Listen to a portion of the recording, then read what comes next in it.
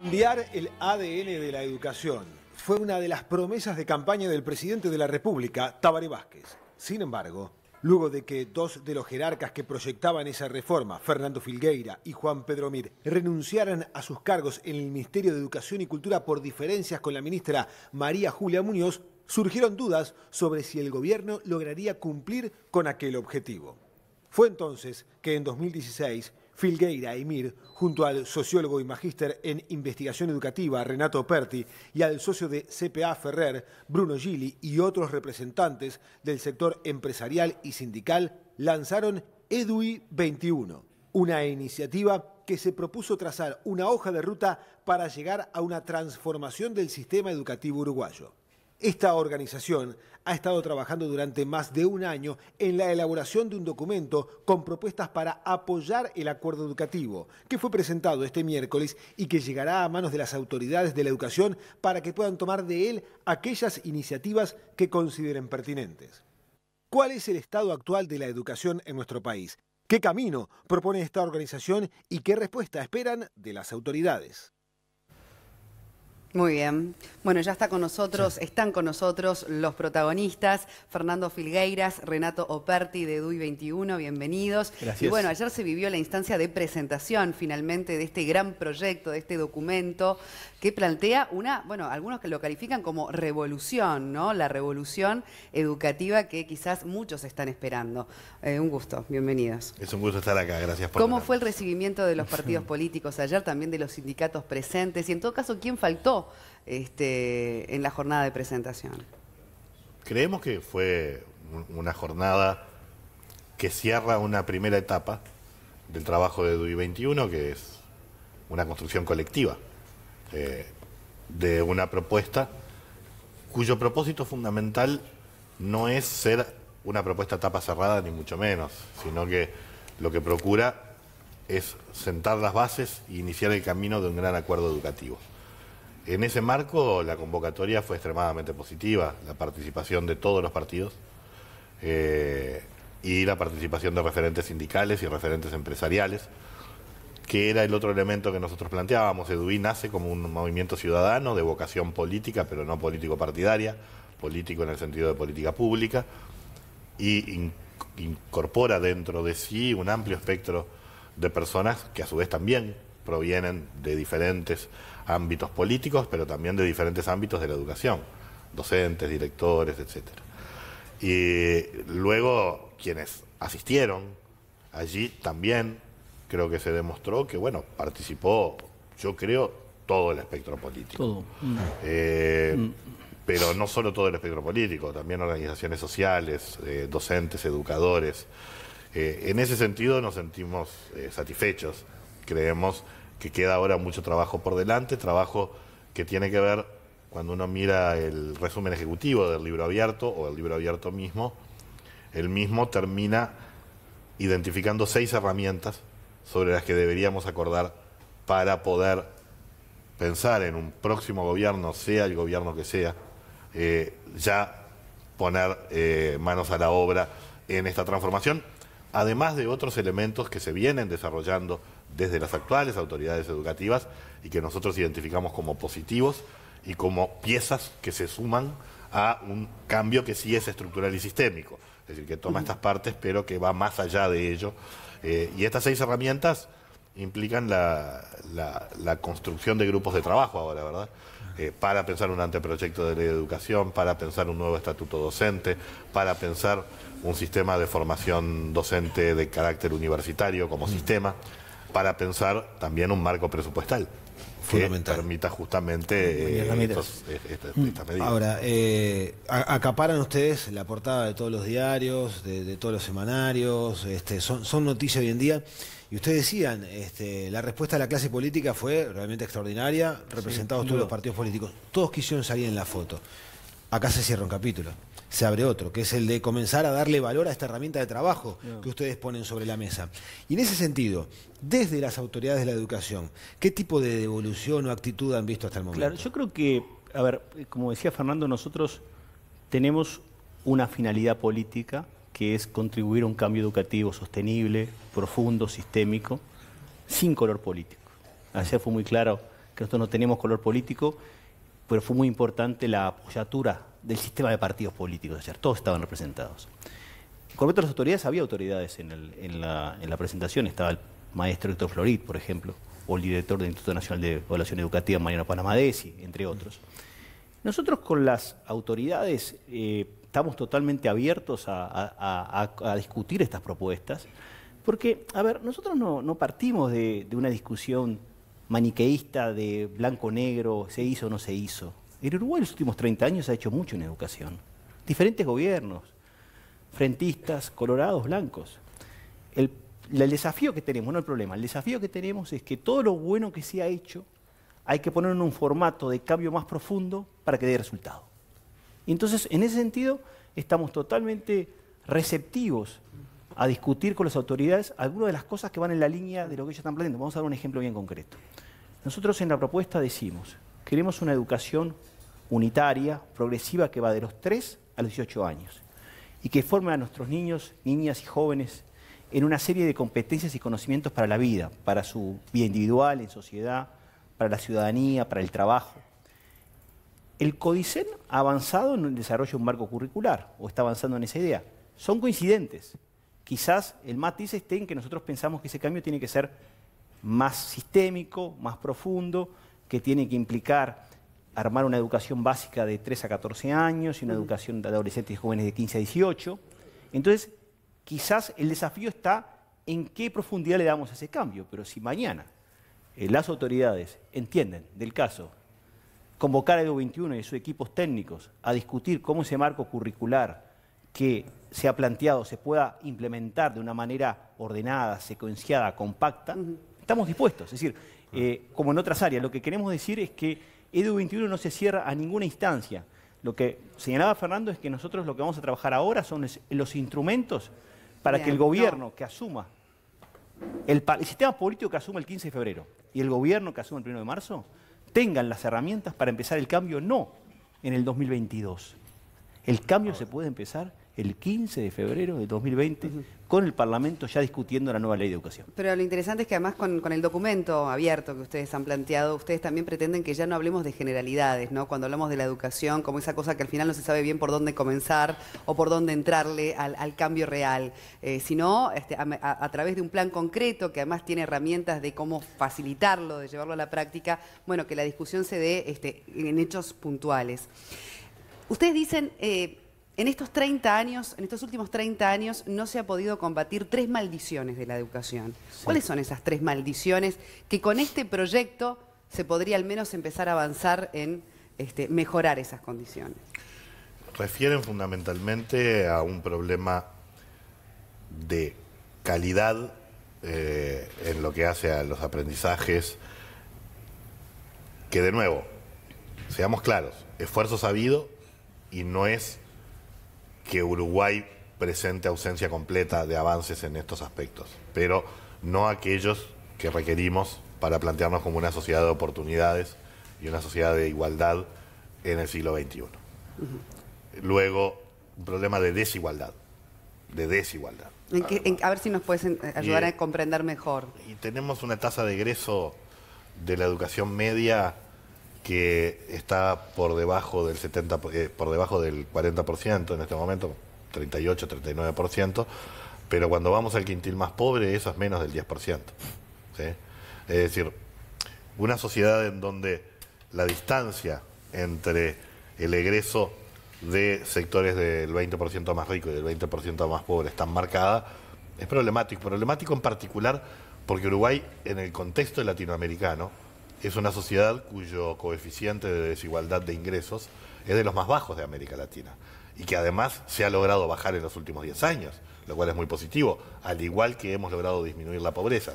Sin embargo, cuando miramos los indicadores educativos en materia de desigualdad, las distancias son muy marcadas. ¿Sí? Y lo otro es excelencia marginal, es decir, la capacidad de generar algunos grandes logros de excelencia en términos nuevamente de los aprendizajes, de los procesos de incorporación de conocimientos y de habilidades. Estos 3 elementos, de nuevo, 30 años de trabajo han logrado moverlo, pero no en la magnitud en la que necesitamos. Y creemos que en parte ello se debe a algo que tú mencionabas recién. Muchas veces no hemos discutido sobre propuestas concretas y en general no hemos discutido sobre propuestas sistémicas. Cuando hemos discutido sobre propuestas concretas no han sido sistémicas. Y cuando hemos discutido en lo sistémico ha sido muy general, ¿sí? Entonces, por ejemplo, hemos discutido el tema de selección de horas, ¿sí? ¿Recuerdan el debate sobre selección de horas? Claro. Pero claro, esta es una pieza que está vinculada a tantas otras más. ¿Sí? O hemos generado en su momento, en forma además, a mi juicio muy correcta, aquel intento de generar centros en la educación media de atención prioritaria, ¿sí? Pero bueno, pero sin cambiar los modelos de carrera docente, de selección de horas, etcétera. Entonces, muchas de las propuestas que han avanzado no logran todos los resultados que podrían lograr porque son fagocitadas por otras dinámicas problemáticas que tienen. Claro. De todas maneras, más allá de que habría que esperar, como recién decían, ¿ah? este próximo periodo parlamentario o próxima gestión de gobierno, hay cosas que se pueden cambiar hoy en día y que están en este libro abierto, que están en este manual.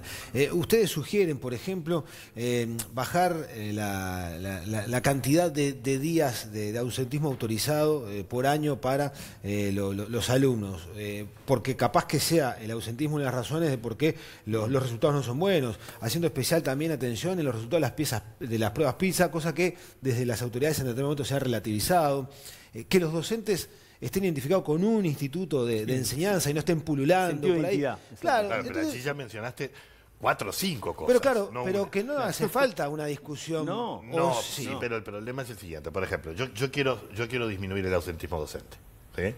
Pero si yo tengo docentes que tienen fragmentado en 3 liceos diferentes una carga de 30 horas, la posibilidad de que no se ausenten a veces es físicamente imposible para el docente. Imposible. Entonces hay que cambiar eso. Pero para cambiar eso, yo preciso tener un modelo de pago de horas que no es por asignatura, sino que es por centro. Entonces, pero para eso tengo que pensar un cambio en el estatuto docente y en la carrera docente. E igualar la remuneración a...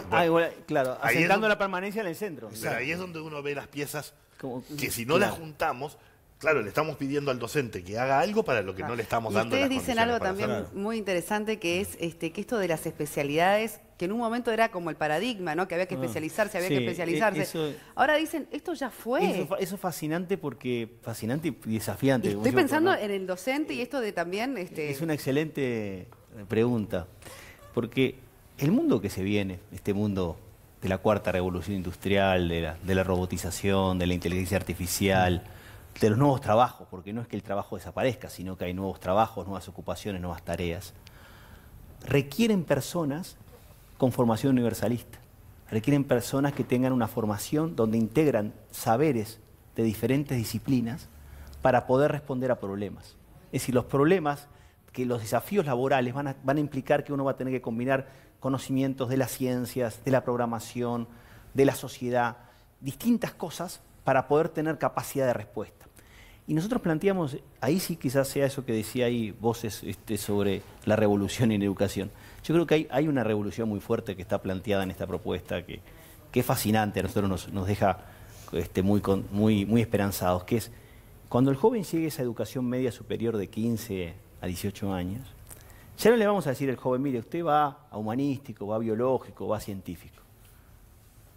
Tú eliges e integrás diferentes saberes que son tus preocupaciones. Entonces vas a tener en esa educación media superior jóvenes que van a combinar formación en matemáticas con arte, formación en lenguas con ciencias sociales. Es decir, el joven mismo va a tener la posibilidad de él armarse lo que se llama su propio currículum, es decir, su propia formación de acuerdo a sus intereses. Y ya no van a estar encasillados como hoy, donde o si estudias humanístico, cuando en el mundo, nosotros en Edu 21 hecho un esfuerzo en este año y medio de entender lo que pasa en el mundo, no para modelizar, no para imitar, sino para aprender. Los países que están progresando más en educación son aquellos que están abriendo las propuestas educativas a que el propio alumno decida qué estudiar. Y lo decida no en personalizar la educación. En personalizar la educación y no en casilleros disciplinarios.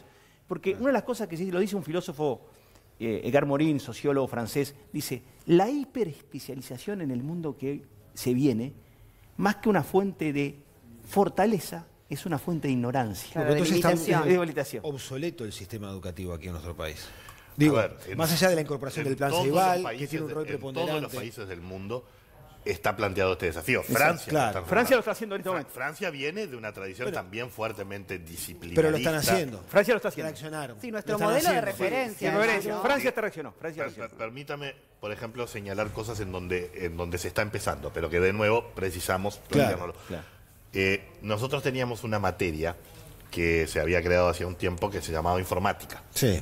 Básicamente, la grilla de contenidos de esa materia informática era aprender la computadora, aprender a manejar Word, aprender a manejar... Cosa que hoy los chiquilines... Claro. No sé si no lo nacen sabiendo. No sé cómo Yo es la tenía historia, clases pero a domicilio los domingos de informática. Pero, Informática, ¿qué, sí. qué es lo que hizo en alianza la Administración Nacional de la Educación Pública con el Plan Ceibal? Transformar, no en todos los centros, pero en muchos de ellos, esto en lo que se llaman los laboratorios tecnológicos. Si ustedes vieron un laboratorio tecnológico, bueno, parte de los premios que se ganaron ahora vienen de los laboratorios tecnológicos, ¿sí? Uno ve trabajan robótica, Sí. trabajan programación, integran a los docentes de física, de matemáticas, Integran de los lengua, disciplinas. ¿sí? Claro. Para trabajar Totalmente. en grupos pequeños con chiquilines que tienen un proyecto de programación, arman un juego, ¿sí? O tienen un proyecto de robótica. Ese es el Va camino. para ahí, claro, va Ese para es el ahí. camino. Ahora, Porque queremos jóvenes que no sigan a los algoritmos, sino queremos Los creen. jóvenes que le den instrucciones al algoritmo para liderar sus vidas. ¿qué No es queremos el que la futuro? ¿Qué es no el queremos futuro? que la tecnología Ahora, esté- déjenme también abordar otros temas, porque está todo esto que es apasionante, pero después hay cosas que quizás a la gente, bueno, le toca más la vida cotidiana, ¿no? Por ejemplo, en la discusión. Hay una fuerte polémica con el tema de la repetición, ¿no? De la extra edad, todo lo que eso va en definitiva perjudicando a ese alumno para que se siga desarrollando la educación. Ustedes son muy críticos en que la repetición debe eliminarse. La importancia de los centros educativos a tiempo completo, con metas específicas, de que eso ya en el 2024 tienen una meta concreta. bien concreta, con zonas vulnerables. Nosotros decimos que para el 2030 todos los centros educativos en esta educación básica de 3 a 14 años van a estar en tiempo extendido en diferentes modalidades. Pero damos una señal muy clara de atención a las zonas vulnerables. Decimos que en el primer quinquenio del próximo gobierno, 2024, los sectores más vulnerables del país, la población más vulnerable socialmente, estén en un modelo de tiempo extendido, con una propuesta curricular de punta, con apoyos, como tú decías, personalizados, con incorporación de la tecnología como elemento transversal. Es decir, ahí Y está... no para darles necesariamente más materias No, y más, no, sino una cosa también talleres, recreativa, proyectos. social. Aparece el deporte, aparece El el arte, deporte, aparecen los talleres, aparecen los proyectos pedagógicos donde se hacen laboratorios, etcétera. Es decir, justamente no es extender el tiempo en el mismo formato. Es más, Claro. el viejo formato también cambia en sí mismo, ¿verdad? Pero sí con una fuerte atención a los sectores que hoy es donde estamos perdiendo la mayor cantidad de chiquilines. Es Bueno, decir, ahí está. el grueso de los chiquilines que se nos caen antes de terminar ciclo básico o antes de terminar el ciclo medio superior, se concentran además territorialmente en ciertas zonas que tenemos bastante claros donde están ubicadas. Ustedes hicieron referencia a eso y ya para ir redondeando la nota, ¿no? Se hicieron cosas. A ver, el Plan Ceibal propuso igualdad de posibilidades de acceso a la tecnología para todos los escolares. Positivo, por cierto, y destacado en la propuesta. Por eso, y está destacado. Hay un quiebre a partir de aquellos que comienzan con otro nivel de educación y ahí se da también un alto porcentaje de deserción. ¿Qué rol juega la familia en este plan de ustedes, en este proyecto de ustedes, que también es un capítulo realmente importante? Porque acá se amenaza con la retención de la asignación, pero hay que poner la lupa un poco más clara en ese sentido. Dale. Hay una clave fundamental que tiene que ver, porque, digo, la ley de educación, que estamos proponiendo reformarla, pero hay elementos que están en la ley de educación positiva, Sí, vamos a que se continuar. mantienen, ¿verdad? La ley de educación prevé una forma de participación de las familias en los centros educativos, ¿verdad? Tiene una institución concreta. Sin embargo, en general, no ha tenido mucho andamiento en términos de, de gente participando, que de se familias concrete, participando. Pero una de las razones de eso es la baja autonomía de los centros. Claro. Es decir, las familias se involucran más y sienten que efectivamente hay un centro que luego toma un conjunto de decisiones. Liderazgo y pertenencia. Entonces, de nuevo, las piezas hay que juntarlas para lograr esto y para este involucramiento de las familias. Luego, por supuesto, el tiempo extendido y esta característica de educador y de proyecto pedagógico que pretendemos en el centro, construir en el centro, implica un vínculo con la familia del estudiante muy cercano. Hoy hay elementos tecnológicos, de nuevo, del Plan Ceibal y desarrollados también por la ANEP, desde Gurí en adelante, que son diferentes plataformas, que van a permitir también, ¿sí? Y que están permitiendo de alguna manera un vínculo más cercano. Un vínculo más cercano, un conocimiento más claro de la familia, de qué es lo que está haciendo el centro educativo y del centro educativo de qué es lo que está sucediendo en la familia.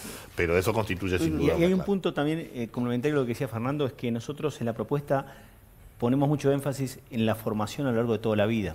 Y estamos pensando en que los centros educativos funcionen como campus, donde la población adulta tenga posibilidad de acceder no solamente a completar su nivel educativo, es decir, motivar a los padres y a las madres y a las familias para que puedan tener en los centros educativos un espacio de formación a lo largo de toda la vida. Es decir, también esta idea de que la educación no se termina cuando uno finaliza un ciclo, sino que la educación es un permanente ir hoy entre educar, trabajar, volver a educarse, trabajar. También está esta idea de lo que se llama a nivel internacional en general, formación a lo largo y ancho de toda la vida. Y hay modelos muy interesantes de países como Singapur, donde se le da a cada trabajador un estipendio para que pueda él desarrollarse y tener formación. Es decir, ese tipo de cosas también la estamos pensando un modelo de que estamos hablando de educación desde el nacimiento a siempre. Claro, ese es el concepto fundamental. Lo importante es que a todo esto está el compromiso político, porque ayer esa demostración obviamente después hay que plasmarla, pero estuvo presente. Fue fuerte. De todos los sectores políticos para empezar a trabajar ya de forma inminente. Otro día hablaremos también de todo el papel docente, que ahora lo vemos en conflicto permanente, ahora con esta próxima rendición. También hay un lugar para ellos muy grande en esto que es un proyecto también de ley, que es la Universidad de la Educación, que merece un capítulo aparte. Bueno, es para rato, no nos da el tiempo ahora para seguir desglosando más, pero sin duda apasionante esta nueva etapa que se nos abre a los uruguayos en materia de educación como pilar fundamental para un cambio social. Fernando Filgueira, muchas gracias. Muchas gracias por su visita aquí en Uruguay y bueno, destacar el trabajo que han hecho junto a un equipo numeroso, ¿no? Más de 100 personas que representan el crisol de la sociedad uruguaya. Quisiéramos mencionar allí que como pedimos que una educación que aprenda a aprender también, nosotros también aprendemos.